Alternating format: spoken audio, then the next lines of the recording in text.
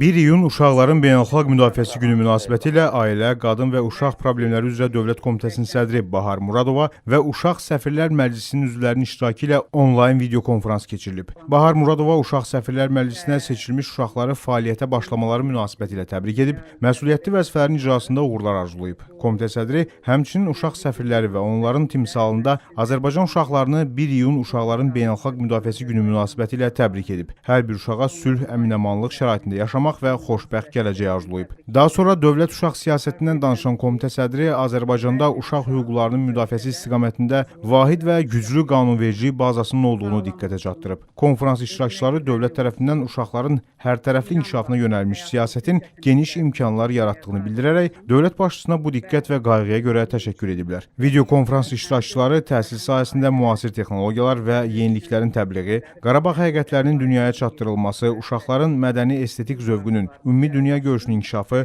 valideyn məsuliyyəti, COVID-19 pandemiyası şəraitində uşaq psixologiyası kimi önəmli mövzulara toxunublar. Buna yanaşı uşaqlar məktəblinin dostu, uşaqdan uşağa, mənim kiçik dostuma hədiyyəm layihələri barəsində öz fikir və təkliflərini səsləndiriblər. Qeyd edək ki, Uşaq Səfirlər Məclisi uşaqlarda müstəqil özünü ifadə etmə bacarığının formalaşması, onların ictimai fəallığının artırılması, liderlik keyfiyyətlərinin təkmilləşdirilməsi məqsədi ilə yaradılıb.